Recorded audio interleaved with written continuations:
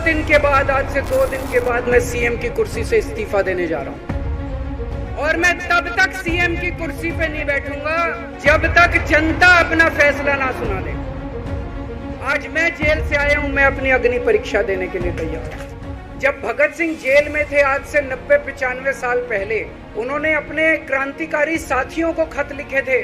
भगत सिंह की शहादत के 95 साल बाद आजाद भारत के अंदर एक क्रांतिकारी मुख्यमंत्री जेल गया। मैंने एलजी साहब को 3 दिन पहले चिट्ठी लिखी, 15 अगस्त के 3 दिन पहले, कि एलजी साहब मेरी जगह आतिशी जी को झंडा फहराने की इजाजत दी जाए। वो चिट्ठी मेरी एलजी साहब तक नहीं पहुंचाई गई। मेरे को वार्निंग दी गई कि दूसरी बार अगर आपने एलजी साहब को चिट्ठी लिखने की हिम्मत करी तो आपके साथ जो फैमिली मुलाकात होती है हर हफ्ते, वो फैमिली मुलाकात बंद कर दी जाए। इनको लगा केजरीवाल के हौसले तोड़ देंगे। आज मैं आपके सामने खड़ा हूं और मैं पूरे विश्वास के साथ कह रहा हूं कि जेल के इन 150-200 दिन जो मैं जेल में रहा, इन दिनों ने मेरे हौसले को और 100 गुना बढ़ा दिया है, कम करने की बजाय।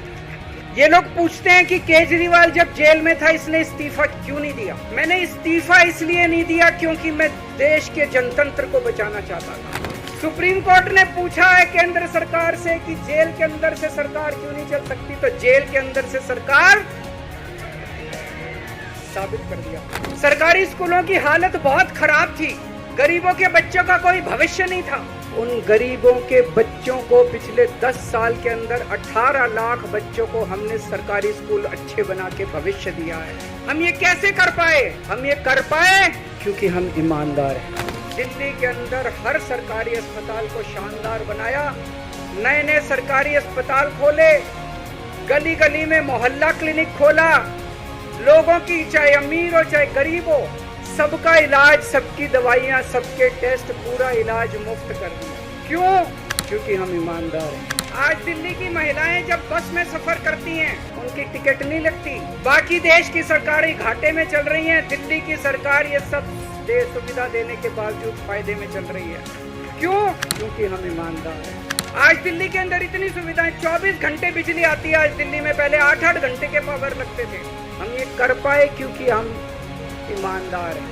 आज दिल्ली में जगह जगह सीसीटीवी कैमरे लग गए, स्ट्रीट लाइट्स लग रही हैं, लोगों को तीर्थ यात्रा कराई जा रही है। इतने कच्ची कॉलोनियों के अंदर पिछले 75 साल में इतनी सड़कें और गलियां नहीं बनी जितनी पिछले 10 साल के अंदर में सड़कें और गलियां बना दी। 75 साल के अंदर दिल्ली में इतनी पानी की पाइपलाइन नहीं डली जितने पिछले 10 साल के अंदर पानी की पाइपलाइन डाल दी। कहां से आया पैसा?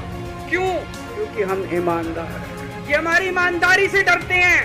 अगर देश की जनता, दिल्ली की जनता को लगता है केजरीवाल बेईमान है, मैं 1 मिनट के लिए सीएम की कुर्सी पे भी नहीं बैठूंगा। 1 मिनट के लिए मैं बैठूंगा। न पद का लालच है, न दौलत का लालच है, केवल देश के लिए कुछ करने का जुनून है, देश के लिए कुछ करने के लिए आए। मैं दिल्ली की जनता से पूछना चाहता हूं, मैं देश की जनता से पूछना चाहता हूं कि क्या केजरीवाल ईमानदार है कि गुनहगार है। 2 दिन के बाद, आज से 2 दिन के बाद मैं सीएम की कुर्सी से इस्तीफा देने जा रहा हूं।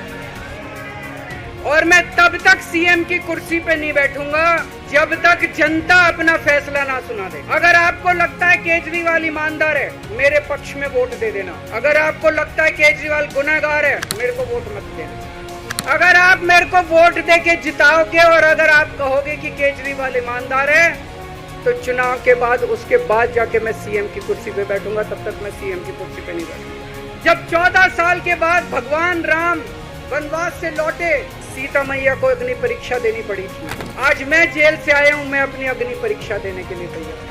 फरवरी में चुनाव है।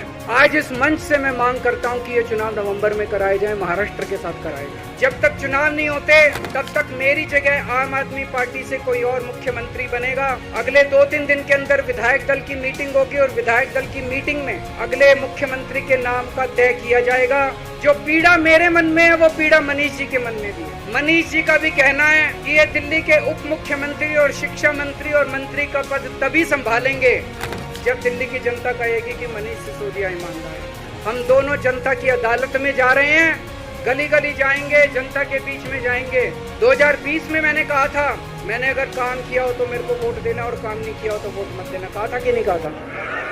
आज मैं आपके बीच में आया हूँ, मैं कह रहा हूँ अगर मैं ईमानदार हूँ तो वोट देना, अगर मैं बेईमान हूँ तो वोट मत देना, बिल्कुल मत देना।